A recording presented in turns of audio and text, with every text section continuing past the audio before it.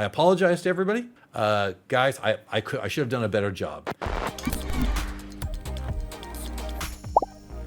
Hey everybody, welcome back. I've been thinking a little bit about the early days of Yellow Pike, because believe it or not, our 10th anniversary is coming up. So it had me reminiscing a little bit about what happened to that early first year, those first couple of years that we were doing things, and how can I share some of that for folks that are in that same situation with all the layoffs the last couple of years, lots of new production studios, lots of new development studios, new agencies, talent agencies, everyone's starting up. And I do get a lot of questions about, hey, you've had 7 startups and what did you learn? Number one is always, I didn't make this mistake this time, putting that cash away. You cannot have enough cash. 3 to 6 months of where you're at as a foundation from the very beginning. As your costs change, that runway has to change. Easy. And I did that this time. One of the few things I was actually ready for on startup number 7. The one that I let myself go on was establishing the foundation and not trusting myself enough as the founder. I jumped too soon into delegating, especially on the sales side.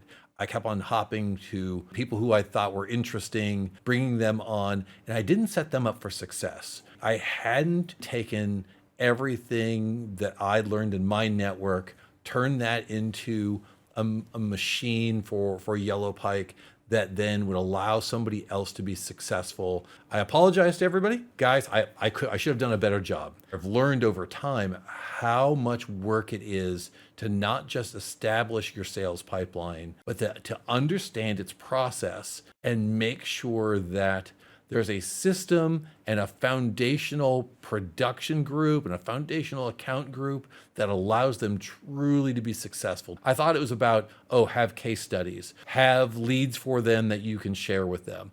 It's not.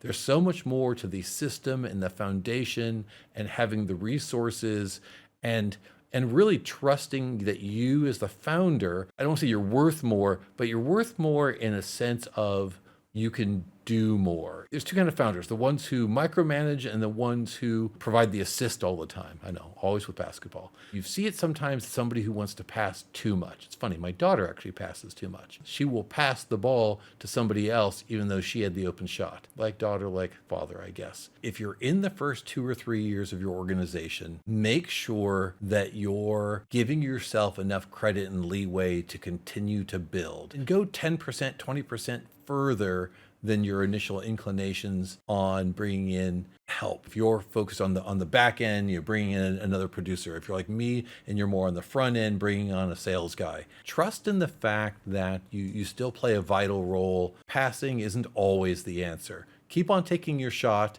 and you'll know. You'll know when you're really pushed and it's a no-brainer for that next person to come in, or that you can really afford the right person for the time that you're at. And that usually costs a little more than you think and takes a little more effort, which means you have to grow a little more before you get there. It's great as a founder if you always want to provide the assist, but understand that your role is also to keep doing. All right, guys, have a great one. Appreciate it. We'll see you again soon.